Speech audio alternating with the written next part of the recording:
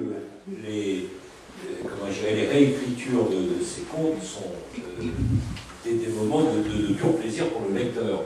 Donc non seulement le style est magnifique, on pourrait appliquer la formule qu'on appliquait à Barbey dans la Bibli en disant que c'était le gladiateur du bien dire, hein, je crois qu'il y a ça à chaque fois, et en même temps c'est très astucieux, parce que je crois que tu soignes beaucoup les intrigues, les retournements de situation, on ne s'ennuie pas dans la lecture de Pierre Dubois. En tout cas, la lecture de Pierre Dubois, on ne s'ennuie jamais, mais particulièrement dans ces histoires qui mélangent le suspense, la féerie et l'humour. Un humour souvent noir, d'ailleurs. Oui, c'est un humour noir. C'est-à-dire que les contes de fées, c'est quand même très cruel. Hein. Le conte de fées, on les a un petit peu polis, notamment Perrault. En général, des contes, on connaît les Perrault et Andersen. On devrait plutôt s'intéresser à Grimm ou à Henri Bourrat, par exemple. Parce que Perrault, lui, a déformé les contes plus ou moins. Par exemple, le petit chaperon rouge, elle est dévorée. Et il donne un autre message qui n'a plus rien à voir avec un conte solaire, alors que c'est un conte solaire. Lui va dire, attention, petite fille, prenez garde au loup, vous allez faire dévorer par le loup. Il a ses connotations sexuelles, du côté de Freud que de Jung.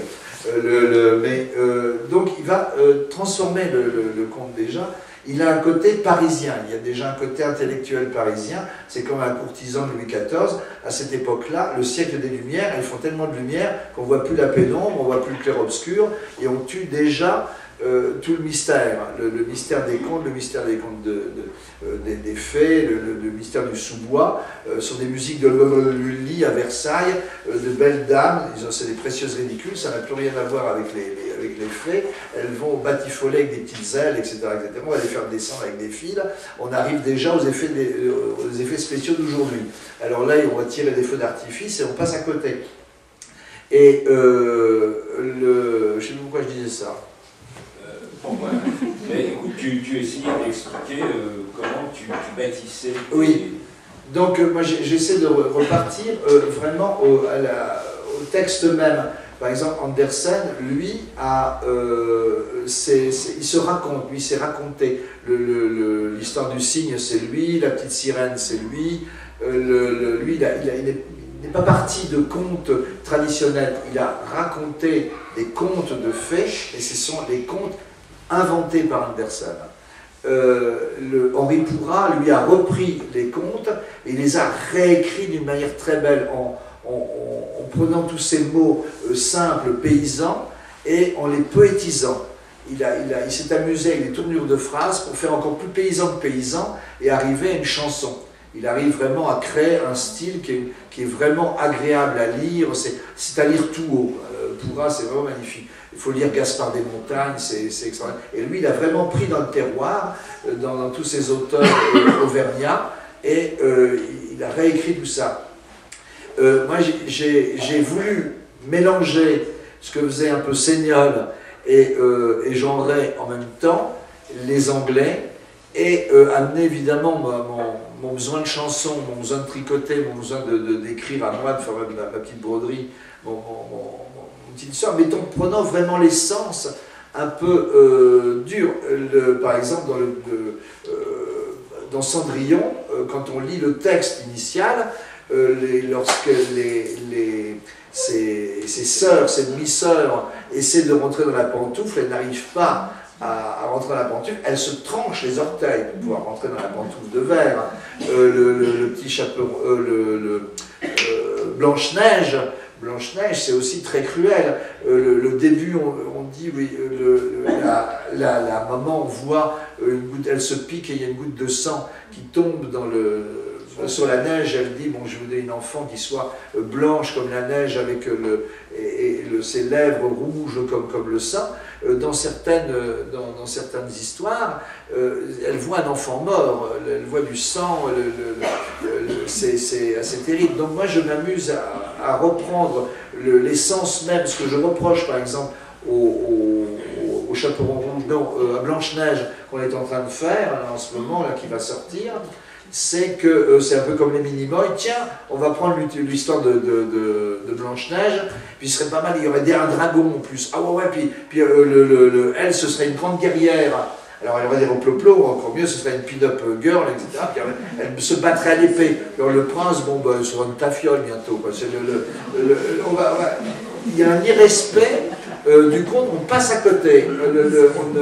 On ne respecte pas ce conte. J'aime bien qu'on fasse évoluer le conte comme Aïcha Kandisha qui va sur un parking, mais c'est la même.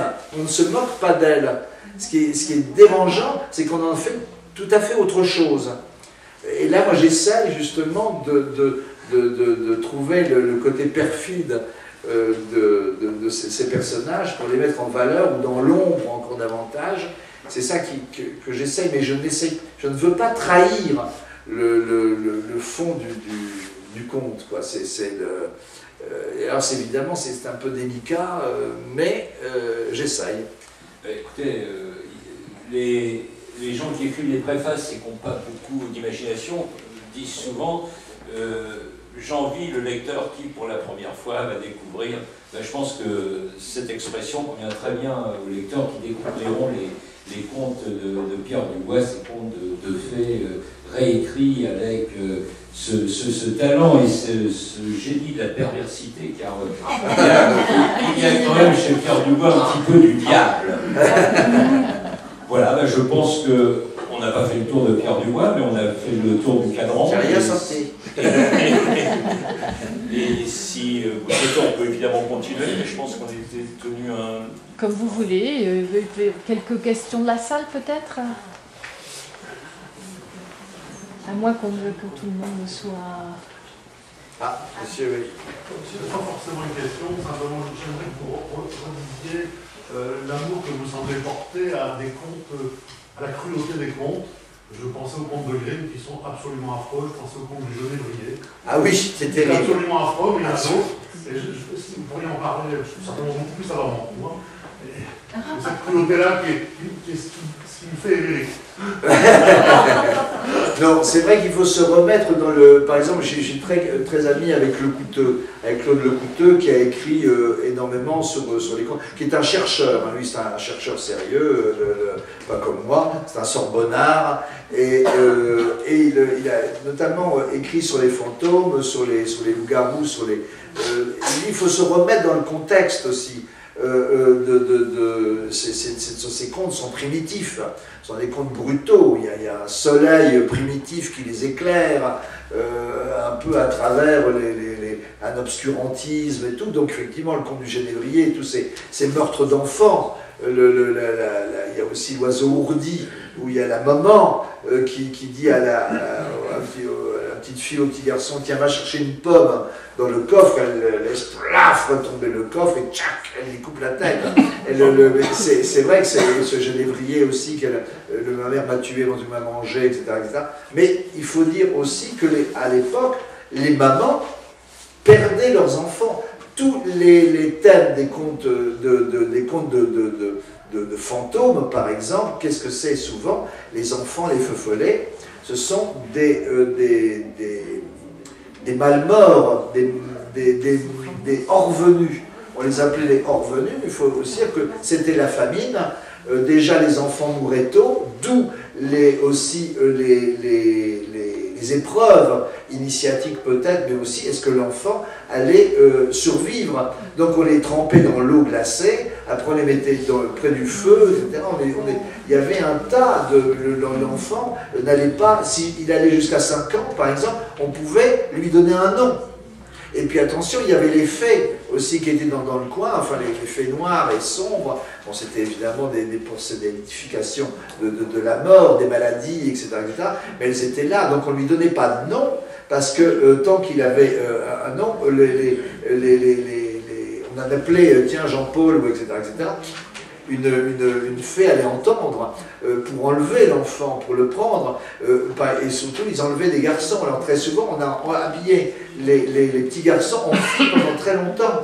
Mon père par exemple a une robe quand il était petit, parce que justement ils enlevaient pas les filles, les fées, mais les garçons.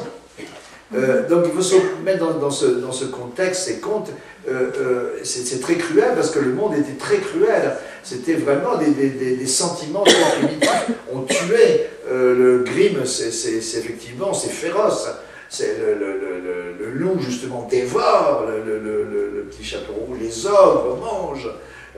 Mais tout ça, justement, c'est très puissant. On ne fait pas de détails. On y va avec des couleurs, comme les images d'Épinal, avec du rouge, avec du bleu, avec les couleurs primaires. C'était vraiment, c'était sanglant. C'était vraiment. Alors, ce goût, c'est parce que je pense, c'est l'enfance aussi. L'enfant voit les couleurs. Nous, ça nous semble quelquefois, on va dans un paysage, on trouve que ça interdit. On se dit, tiens, le vert est moins éclatant qu'autrefois. Les coquelicots sont moins rouges. Je pense aussi que l'enfant voit des couleurs. Il faudrait se remettre dans les conditions des premiers, de nos primitifs, de nos ancêtres, qui ont vu un arc-en-ciel pour la première fois. Par exemple, là, je peux en parler en ce moment, puisqu'on est au mois d'avril, il devrait y avoir les biquets d'avril, les giboulées.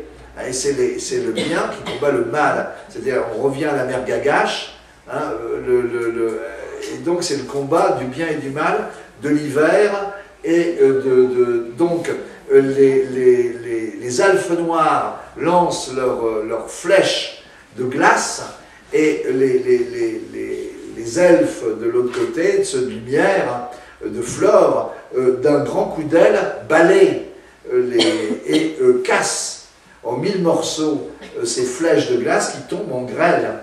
Les grêles viennent de là. Et donc, parce qu'il y a une légende, un conte, pour tout ce que pour la pluie, pour la grêle, c'est ça. La grêle, c'est ça. Et quand les elfes lumineux ont gagné, eh bien, ils étendent dans le ciel leur étendard qui est l'arc-en-ciel. Et les anciens, donc, poétisaient donc toutes ces histoires, inventaient des histoires au fur et à mesure. Ils avaient par exemple aussi, ils s'étaient rendu compte que, brusquement, allait pousser une fleur qui est la primevère première, avril, apériret, c'est l'ouverture, et paf, il y a la fleur qui eh bien, ces fleurs qui, en voyant ce combat de ces forces d'un côté et de l'autre et la victoire, elle s'est penchée, et la clé qui ouvre le printemps est tombée de son devantier, elle a pris racine, et paf, est poussée la primevère, qui est couleur jaune, qui est la couleur de la lumière du soleil. Et après, c'est la fleur de coucou. Et la fleur de coucou, et il y a aussi les crocus. Et les crocus, on les revoit tout affadis, tout pâles, en automne, ce sont les colchiques. Alors ce sont les petits elfes avec leurs ailes qui poussent, là, ce sont les crocus, ils sont lumineux, et puis après, toute la saison, pouf, ils redescendent tout affadis, tout pâles, ce sont les colchiques. Vous voyez, c'est un tas d'histoires. Ils se rendent compte aussi que il y a un oiseau qui revient bientôt, qui va arriver, qui va ramener le printemps. Alors, qu'est-ce que c'est cet oiseau? C'est l'hirondelle. Ils se rendent compte de cet oiseau, un oiseau s'en va comme ça, et revient, et dès qu'il revient, le soleil revient. Ben oui, s'il revient, c'est parce qu'il a été chercher un tison au soleil, il le ramène dans son bec, et il s'en va avec son dos comme ça brûle. Et il s'est roussi le plastron, il est cramé, c'est pour ça que l'hirondelle a le plastron roussâtre, et il vole en faisant des zigzags parce que la mère Gagache, la vieille, lui envoie un dragon pour l'empêcher, pour le croquer, et donc il vole en zigzag comme ça pour éviter les crocs du dragon, en stridulant de trous, et un jour, il s'est fait attraper par la queue, elle a donné à l'hirondelle un coup de rein pour se sauver, mais il a laissé la plume du milieu entre les incisives de la bête, c'est pour ça que l'hirondelle a la queue fourchue. Vous voyez, donc pour chaque... donc quand on se remet dans ce contexte, c'est vrai qu'il y a une espèce de cruauté, mais il y a ces images premières, il y a les sentiments premiers que ressentent les enfants. Je reviendrai encore à Bachelard, qui dit que les enfants sont les seuls à très bien comprendre les contes, même la cruauté des contes, parce qu'ils sont encore dans la découverte, ils sont encore tout frais, donc ils ont encore le regard neuf, et ils croient en tout. Et il faudrait retrouver encore, il le dit toujours, il faudrait retrouver l'esprit de l'enfance pour revoir à nouveau les couleurs telles qu'on les a vues un jour, qu'on les a découvertes. Et le conte, justement, permet quelquefois de retrouver cette fraîcheur. On est ému quelquefois sur un conte, où on a une réaction complètement, pas possible, que c'est vraiment cette violence. Mais c'est une violence saine. Bravo, hein. Le génie, c'est l'enfance retrouvée à volonté. Voilà, tu avais croqué comme tout. Mais c'est vrai que par exemple, je pense aussi pour revenir, mais lisez Bachelard, je ne sais pas si vous avez, mais il faut lire Bachelard, ça fait du bien, ça nous ramène vraiment à une philosophie qu'on devrait lire chaque jour. Alors là, on virerait tous nos imbéciles là, qui essaient de bourrer le bout là, pour revenir aux idées premières. Mais si, c'est vrai, il faut revenir à ça, parce que il y a quelque chose je trouve, assez étonnant. Un enfant, lorsqu'il naît, il a toutes ses qualités. Il a toutes ses qualités. Bon, il dessine plus ou moins bien, il chante plus ou moins bien, mais malgré tout, il a pratiquement tous les dons. On lui met une araignée sur les mains, il n'a pas de dégoût. Si on lui dit « regarde comme c'est doux », il prend l'araignée au départ, il regarde « regarde comme c'est doux », on n'a qu'à mettre une araignée ou un serpent, regarde, touche-le, regarde. Il n'a pas de répulsion. Il a une répulsion pour rien du tout. Et il chante, il chante bien, on l'apprend, les instits, pour moi les instits c'est vraiment la continuation des faits. C'est dommage qu'effectivement elles sont dans l'éducation, elles sont obligées de suivre un truc sans ça, ce serait formidable. Donc de bol, il y a le truc derrière. Mais sinon, l'enfant est réceptif, il se met à chanter, il se met à danser, il n'y a pas de problème, il dessine aussi. Et puis il grandit. Et à un certain âge, quand il a l'âge de raison, on lui dit tout ça, ça n'existe pas. Les fées, ça n'existe pas. Le Père Noël, ça n'existe pas. La petite souris, ça n'existe pas. Et blanc, il dégringole. Mais c'est terrible, la souffrance qu'on peut donner à cet enfant brusquement. Plus rien n'existe. Le dessin, à quoi ça va te servir? Ah si, en option pour le bac. Où veux-tu prendre le dessin, ou le chant, ou la musique? Mais c'est-à-dire, donc, qu'est-ce qui arrive plus tard? On a un adulte qui n'est pas terminé. Il a été en cours de route, il a été émasculé quelque part d'une partie de son âme, de son imaginaire, et quand, par exemple, il est au milieu du désert, parce que son avion est en panne, il y a un petit garçon qui arrive, son gamin, qui lui dit « Papa, dessine-moi un mouton », eh bien, il va dessiner son mouton comme il a arrêté de le dessiner à l'âge de 7 ans, à moins qu'il ait fait les beaux-arts. ou qu'il ait décidé de continuer. Mais sinon, n'a pas évolué son trait. Mais son imaginaire, c'est pareil. C'est kiff-kiff. Il peut être très fort dans ce qu'on veut, dans son métier, etc. Mais par contre, au point de vue émotionnel, au point de vue imaginaire, au point de vue sagesse, au point de vue de ce que peut apporter toute cette spiritualité, tout ce monde fantastique, merveilleux, etc., il n'y a plus rien. C'est du béton. C'est terminé. Et s'il regarde autour de lui, c'est pareil. Toute la société gomme absolument tout ce qu'il y a on déshumanise une ville. C'est assez terrible parce qu'il y a peu de temps, il y a quand même quelques architectes qui se sont rendus compte qu'on avait foutu les gens dans des HLM bien loin, etc. La vie de quartier n'existait plus, on coupait les arbres à droite à gauche, qu'il y a les parcs régionaux. Alors, parcs régionaux, on se demande à quoi ça sert, puisqu'on coupe quand même on fait des échangeurs. Alors moi, quand j'étais petit, j'allais dans la Vénois pour voir les haies en fleurs. Et maintenant, on coupe et on met du maïs transgénique. Et puis on asphalte tout. Puis on dit, bah, chez Propre, tu peux manger par terre, chez Propre. On voit au milieu de la rue, c'est propre. Ah oui, chez Propre. Ah, oui. Alors, on est tout transgénique, on va crever d'un cancer, mais proprement. Hein. Et c'est terrible, quoi. Et donc, il y a toute une part qu'il faut absolument garder, conserver.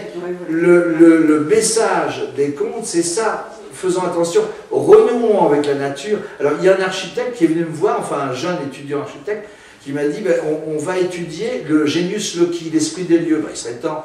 Il serait temps. Et alors, ça part d'un bon sentiment, mais si le genius loci, ça ressemble aussi à notre art contemporain, c'est-à-dire ça va être, regardez, le vent traverser pour aller à la gare, l'île Europe gare, mais on est transi, même en été, on est transi. Il n'y a plus une architecture avec des motifs floraux, avec des petits coins, des entrecoins, etc., des étages, des encoignures, etc., pour retenir le vent, pour que les oiseaux peuvent venir y nicher. C'est du béton, c'est de l'acier, c'est du verre, et le vent, ouf, passe là-dessus et prend ça dans la gueule. Et on arrive dans la gare, et là, avant une gare, on venait se réchauffer dans la gare, on s'asseyait sur un banc, on pouvait parler, on discutait, on pouvait même fumer.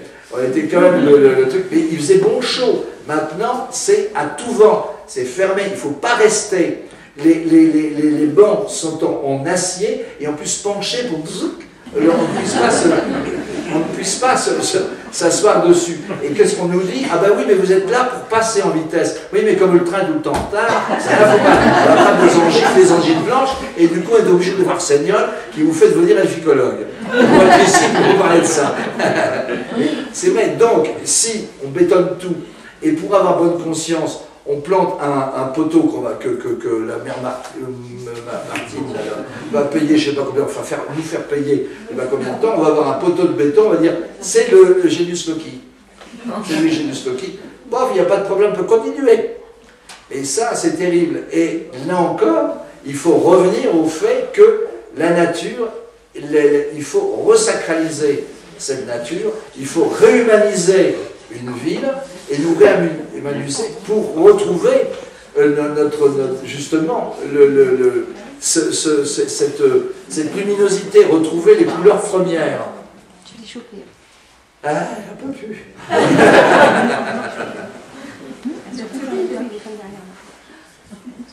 Mais on peut continuer. Bon, on a plus ou moins fait le tour, mais enfin, s'il y a des questions à poser, si vous... Alors, je dirais simplement un truc, encore une fois, parce que tu parlais tout à l'heure de la magie, et je disais qu'effectivement, il ne faut pas remplacer la magie par les effets spéciaux. C'est ça qui est terrible, c'est que, ça, je n'avais pas été jusqu'au bout, je parlais de La Nuit du Chasseur, de ce film des Innocents de Clayton, de certains films, de La Belle et la Bête, où il y avait effectivement des petits effets spéciaux, mais très peu de choses. On nous proposait des images, on nous proposait des jeux comme ça, de lanternes magiques, un petit peu de jeux d'ombre, et on se faisait son cinéma, on faisait son imaginaire. Et notamment pour La Maison du Diable, il y a eu un remake. Et le buveur de coca et mangeur d'hamburgers, etc., a dit tout ce que Wise n'a pas pu montrer, moi je vais vous le montrer. C'est-à-dire qu'il est passé complètement aussi à côté. C'est qu'au lieu de nous surprendre, de nous amener à avoir peur tout doucement avec notre propre peur, lui a montré des grosses araignées, des gros monstres qui sortent des murs, et on rigole, c'est le train fantôme. Je pense que la différence qu'il y a entre le fantastique et l'horreur, c'est la différence qu'il y a entre l'érotisme et la pornographie. Ouais. C'est-à-dire que le fantastique suggère, laisse l'imagination travailler, alors que l'horreur montre finalement assez platement, d'où l'impossibilité de rendre des auteurs comme Lovecraft, qui justement ne décrit pas l'horreur en personne, ce que je ne reprendrai pas décrire, l'indicible. Il laisse le lecteur faire son propre cauchemar d'une certaine façon. Oui, justement, tu parlais d'Indicible, un des grands romans de Jean Ray, justement, c'est la cité de l'indicible peur. Et ça, c'est vrai, le mot indicible, indicible peur. C'est ça, vraiment, on peut rechercher la définition du fantastique. Je crois que c'est l'indicible peur. Oui, parce qu'il y a eu l'indicible trouble. Il y a eu deux versions. Il avait d'abord écrit une nouvelle de Harry Nixon, qui s'appelle La Cité de l'étrange peur.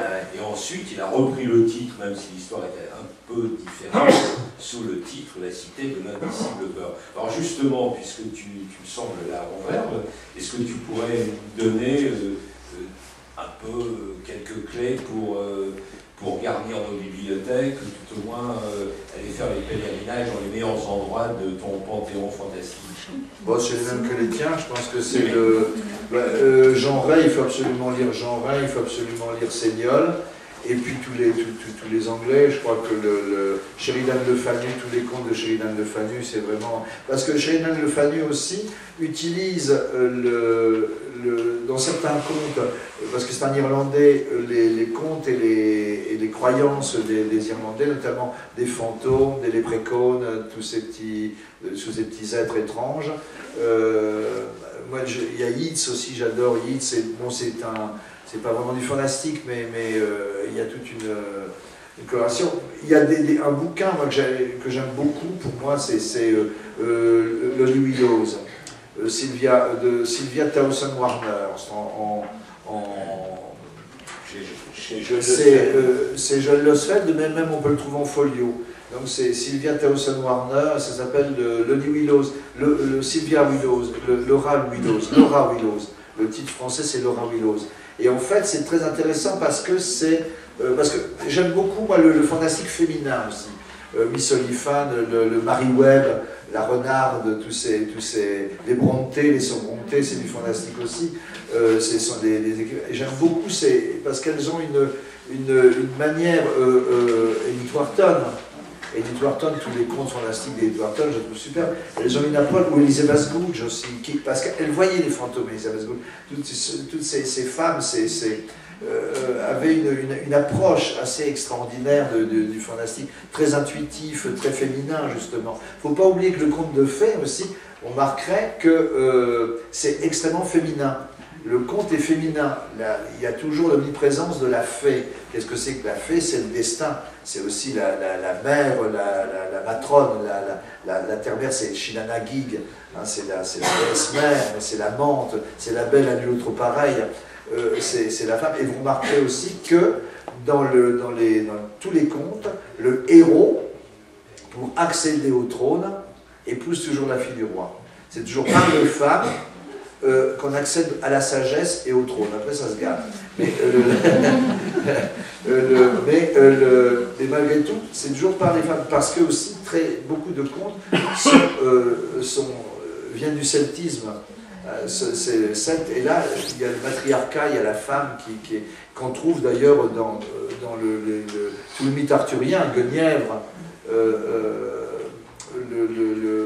Arthur va épouser Guenièvre et va devoir mériter Guenièvre. Il ira jusqu'au bout de sa quête à travers Guenièvre.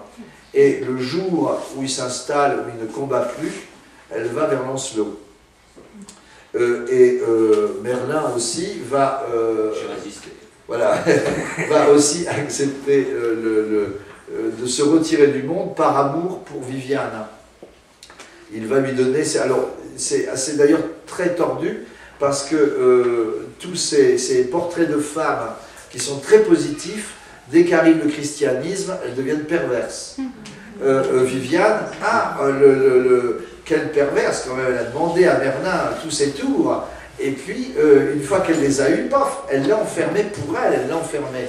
Mais non, Merlin, qui connaissait l'avenir, savait très bien ce qu'il faisait en lui offrant tous ses tours. Il savait qu'il allait être enfermé.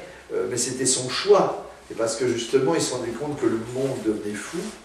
Et il retournait dans la forêt. Il s'est rendu compte que Arthur allait trop loin dans ses quêtes et que le christianisme arrivait et qu'il était temps qu'il s'en aille avec les faits, et se perdre dans l'infini et dans le temps avec son amour de Viviane, quoi. Hein.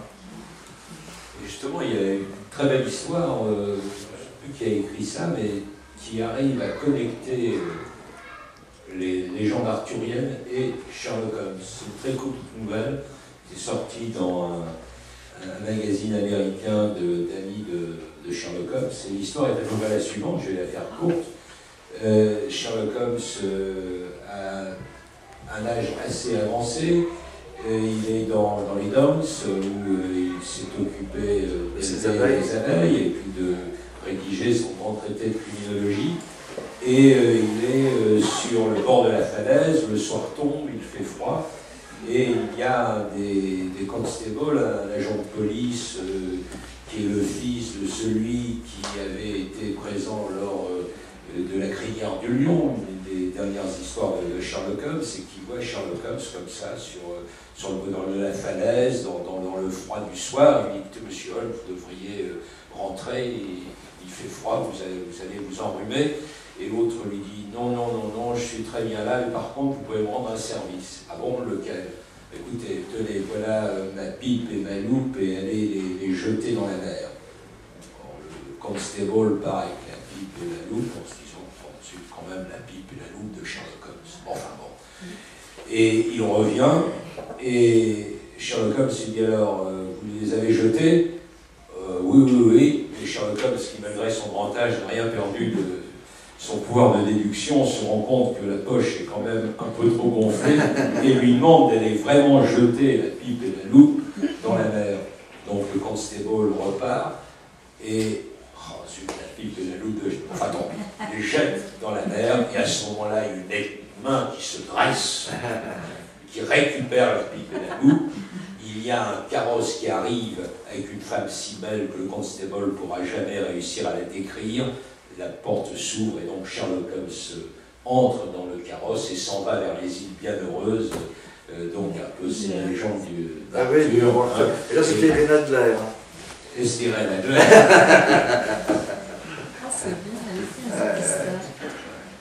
Et c'est vrai que le conte permet de... On devrait aussi de temps en temps éteindre la télé et puis se retrouver à raconter des histoires.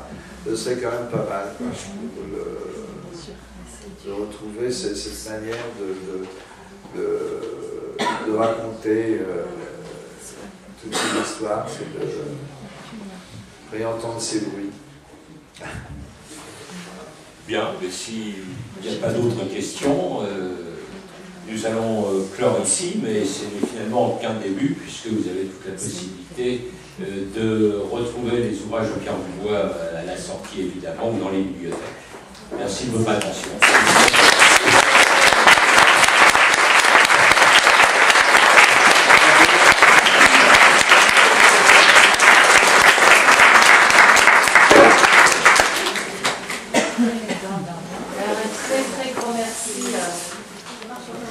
Un très grand merci pour ce moment magique. Et on peut donc les poursuivre autour du verre de la Vitienne si vous le voulez bien, à moins que vous souhaitiez vous précipiter chez vous pour lire les contes de Pierre Dubois. Voilà. Et je vous donne rendez-vous le lundi 16 juin.